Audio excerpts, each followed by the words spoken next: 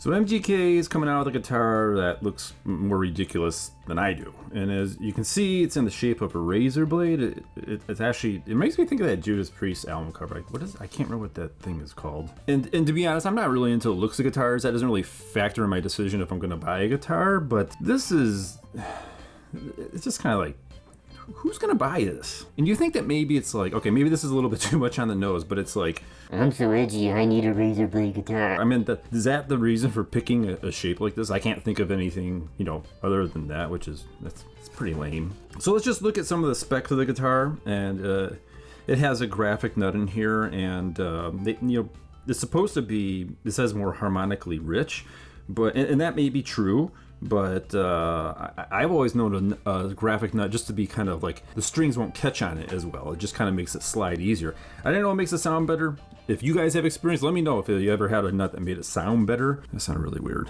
I'm looking here, and okay, so it has 22 frets, and it's not really easily accessible, like where your hand would go, where the soloing goes.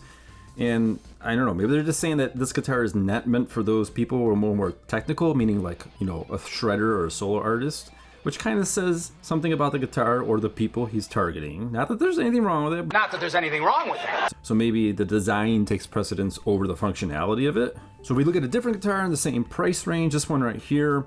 This Evil Twin one, it's a neck through, which means it's just one piece of wood. It's not two separate, it's not the neck and the body bolted together. And a lot of people say that a neck through has more sustain. I've also seen other people saying, no, that is not true. So I don't know, I've never done an experiment on it. Oh, and look at that, that has a Sustainiac pickup in it. And if you don't know what a Sustainiac pickup is, or if you ever heard of the E-bow before, like when you hit a string on the guitar, it generally dies after a few seconds. But the Sustainiac, what it does when you hit it, it keeps it at the exact same pitch and it never stops. So like it just keeps ringing. So you can actually make a guitar sound kind of like a violin. It's kind of cool. So what I'm getting at here is for the price point of $1,500, you should get some pretty decent functionality about it. And obviously I've never played either of these guitars, but it looks like the MGK one is more about the style and the looks of it than any kind of the functionality, which, if that's what you're going for, that's fine. That just seems awfully expensive for $1,500. I don't know, but if someone wants to send me that guitar and I actually play and like it, I'll eat my words.